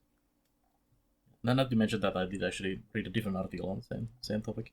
And it is pretty terrible thing. It's almost like dystopian. This is definitely not going to be used in a wrong purposes, or be sold to someone else once it's been training to hear for these key phrases and things to be used in other kind of surveillance and so on. Yeah. And also keep in mind that Valorant already has, and this is the reason I refuse to install Valorant, and I have never actually played this game, is Valorant has kernel-level anti-cheat, which means they have baseline control of your entire computer while the game is running. So, important to note. Also important to note, because that's what I was wondering, if that is GDPR compliant, and probably not. It feels like it's not. That test is only rolling out in the US. Like, they're only recording US people. So if you're... Which is not surprising. Which is not surprising. No, absolutely not. But so if you're like in Europe, you're fine. You don't have to worry about anything. I still wouldn't install Valorant, but I wouldn't install it either. But I mean, if people are playing already, right? Like, it's important to know like who is being recorded, because as I said, I don't think that's GDPR compliant. Like, no, especially like not just like a whole European, but certain countries are like super strict what you can record, and you need like actually detailed permissions what you can do and not. Yep. I just think it's crazy because we really do need, like, let's talk about this like kind of from a devil's advocate point of view. We do need to control toxicity in games, right? Yeah, like 100%. Absolutely. Like I think it was what, Rainbow Six Siege that will like you speedrun to ban because like you just type in a word, like a bad word, and then bang, your account's gone. It's like we do need to police these things. I just don't know what the right way to do it with voice chat is. Like, same. I have no idea. I can see the idea and the appeal behind like, oh, if you record a person, then it isolates the recording of all their audio from that match and sends it off. Like, I can kind of see that, but the idea of training an AI to do that is creepy to me. And I realize like Valorant is a huge game, right? This is a game with millions of active players. Like, this is a top 10 biggest games in the world, probably, if not top 5. This is a huge game. So I can totally understand that, like, it's unreasonable to be like, all right, hire 2,000 people and just like go through these reports, because like that's not a reasonable solution. So, how do you police a game of that scale without invading people's privacy? Because like, there's a difference between like moderating a game and just straight up like, well, I guess like Google Home already exist, and like Alexa's already exist, which are an always on recording microphone. But it's like, how do we not just become that? It's just, I don't see a right answer. Like, literally, like, this is the only right answer, but also it's creepy.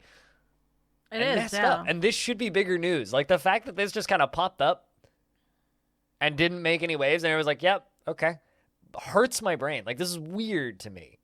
Yeah, I would not feel comfortable with it recording everything I say and like analyzing it. And I know, and because stuff is just gonna get taken out of context as well, which is, I don't know, it's really difficult because we definitely need to do something, and we need to make spaces more inclusive and less hateful and all of that sort of stuff, like, you know, like 100%. But yeah, this, as you said, this is just kind of creepy. It's just kind of creepy. Yeah, I don't know. There really isn't too much more to be said. I think aside from like, sadly we don't have the solutions. There will probably be another round of articles, I would think, once this launches fully. And I'd be really, like you were talking earlier, FG, I'm really curious to see if this ends up being GDPR compliant in any way. I'm also curious to see how widely this ends up being implemented once they're finished with it. So Riot Games scares the piss out of me. I don't know how definitely push limits in multiple ways, not just making mega selling games, but also like testing waters and other things. Yeah, I mean, like, this is a studio that to this day is still building their own internet. Which is crazy. Because, like, it's not connected to too many things right now. It's only connected to their headquarters and 2 different esports arenas in 2 different cities.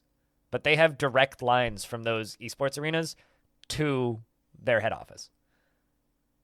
So it's weird. Like, they're a very weird, creepy studio. Considering, like, keep in mind, Riot also had literally the exact same kind of situation that Blizzard's having right now, except they did a much more efficient, much better job of brushing it under the rug and making sure everybody forgot about it.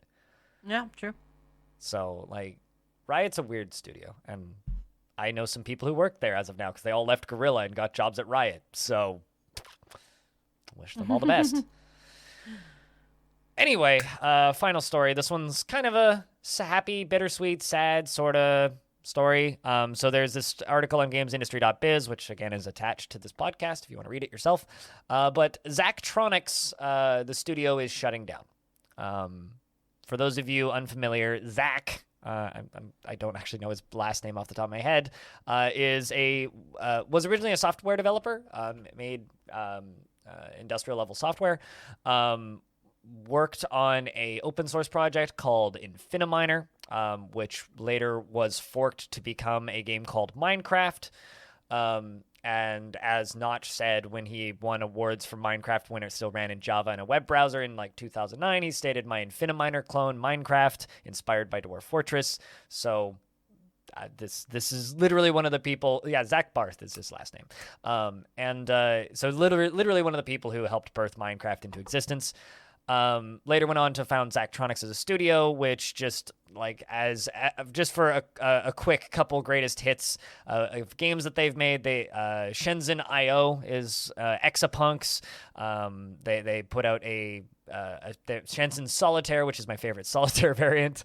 Opus Magnum, which was hugely successful. Ironclad Tactics that nobody played. Space Chem, Infinifactory, which is kind of a automation factory game classic. TIS 100. Eliza, and recently a game called Mobius Front and a game called Molex Synths. Their last 3, well, actually even 4 releases underperformed. Exapunks, while it has an incredible audience response, it's a very in-depth, complicated hacking puzzle game. Didn't sell as well as they needed it to.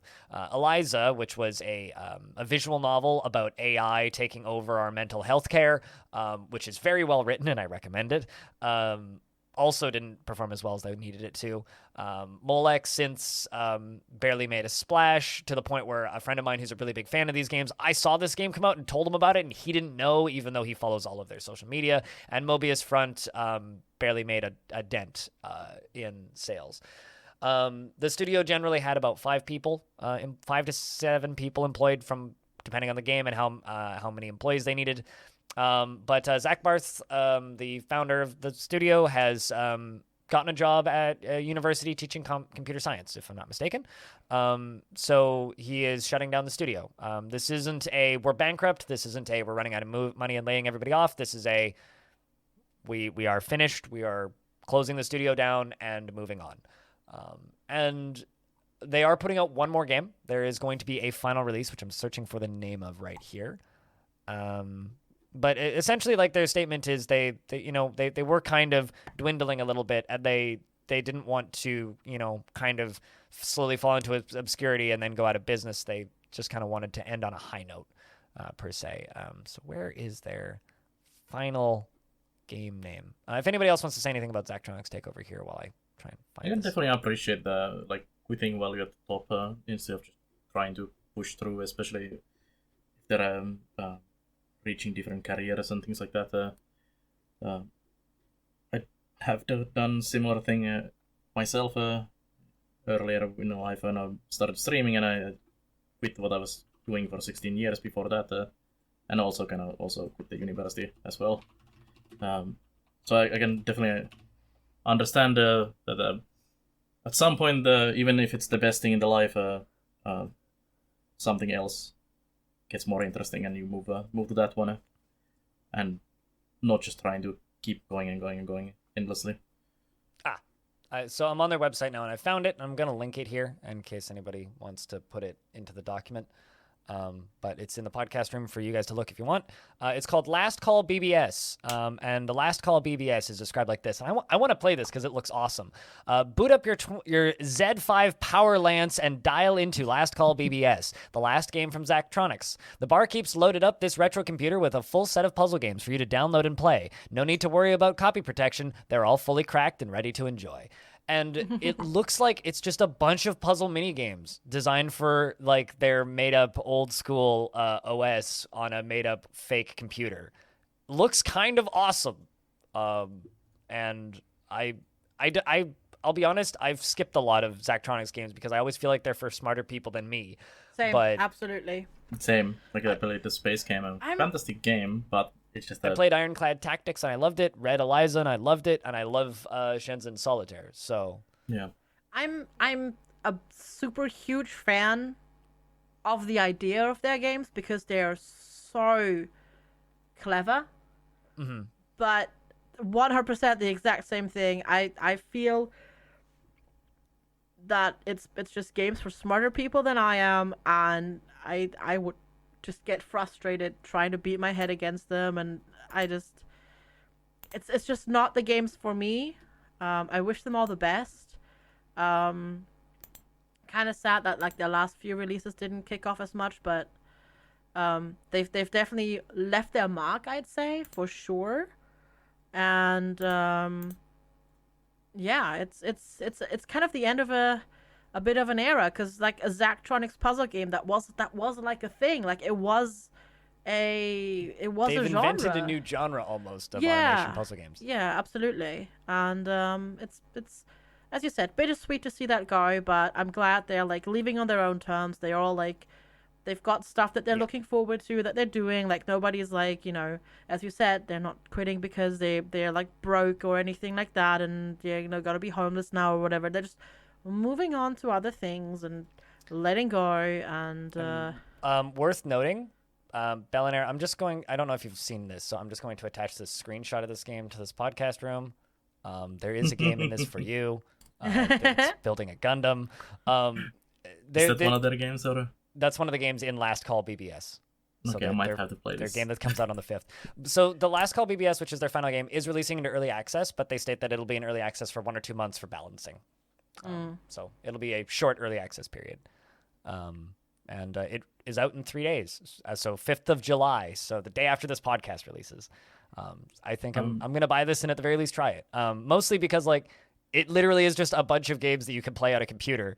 To a point where like it almost seems like they've taken like ideas that didn't get finished and like are I was just gonna say this, cramming them together in a mini game package. Prototypes and ideas they've had, but just chucking them out now as like a small package of random things. Yeah, I'm gonna read the names of the games that are included. All 8 full games included with this game: 20th Century Food Court, Steed Forest Hobby Studio, Xgraph the Forbidden Path, Shawanya Solitaire, Dungeons and Diagrams, Chip Wizard Professional Edition, Hack Match, and Kabufa Solitaire. So there's 2 different versions of Solitaire in this, which means I need to play it. Yeah, the Steel Force Hobby Station is definitely my thing. It's like Gundams and everything.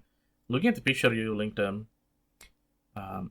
whoever made this picture has built Gundams himself. Like there's details in this, like small details in those parts and everything that just someone looking at the Gundams things wouldn't really pay attention to. But someone who, like me, who has built 15 Gundams or something like that, definitely is like, okay, this guy has definitely built some Gundams in their life at some point. Yeah.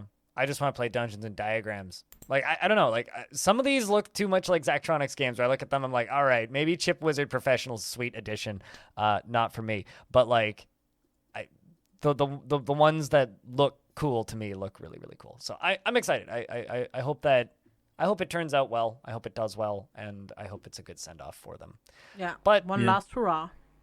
Speaking of send-offs, I think it's time to send off this podcast for this episode of the Halcyon Frequency Podcast. So I just want to say thank you, Belannaer and FG, for joining me today. It's good to host the podcast again, even though I missed a week. And I hope that everybody out there listening to this podcast enjoyed the episode without me. And if you want me to go away more often, I don't know, tell me in feedback. And then I don't have to be on as many podcasts and other people can host it. We can arrange that. Yeah. That please sounded don't kill so me. sinister. I know a guy. But I have friends in low places. But if you want to find more episodes of this podcast, you can do that on halcyonfrequency.com, where the whole podcast is archived. Also, a podcast platform of your choice. If it's not available on a podcast platform you like to listen to podcasts on, let me know and I'll make it appear there. Please leave us reviews. If you can leave a review for the podcast in the places where people can leave podcast reviews for podcasts, recommend it to people on Twitter, share it on social media, and tell your mom about it. I don't know, play it for your dog. I'm sure they'll like it. FG, can you tell us where people can find your work? Yeah, you can find me pretty much everywhere under FGsquared. That's the letter F, the letter G, and then just the word squared. I'm on Twitch, YouTube, Patreon, Instagram, TikTok, and I'm also on Twitter. But on Twitter, there's a sneaky underscore between the FG and the squared, and that's where you can find me. And Belannaer. You can find me on Twitch as well, twitch.tv/Belannaer. And then everywhere else, I'm basically Belannaer TV, so Twitter, YouTube, for the gaming stuff. And actually, recently I started a new YouTube channel for miniatures and Gundams and hobby painting and modeling and everything. And that's under the name Riku's Hobby Corner. And it also has an Instagram, I think Riku's Minis. And if we can link those somewhere under the description as well, that'd be cool. And I totally did not paint 2 Chaos Space Marines while recording this podcast at the same time. You would never. No. That's multitasking. I'm blind. You can find me at twitch.tv/BlindirL and stupidskull.com. You can also find me at YouTube under the same name and Twitter under the same name, BlindirL. Also Patreon under the same name. And the kind of final thing I want to say is Halcyon Frequency is doing a game jam the last few days of this month. I have to get that stuff all set up and ready to go on Mondays. So hopefully we will have a place for you to sign up for the game jam early next week. But yeah. That's, I think, everything. I think we'll take us out now. And thank you very much for listening to the podcast. We'll be back next Sunday. Bye. See you then. Bye. Bye.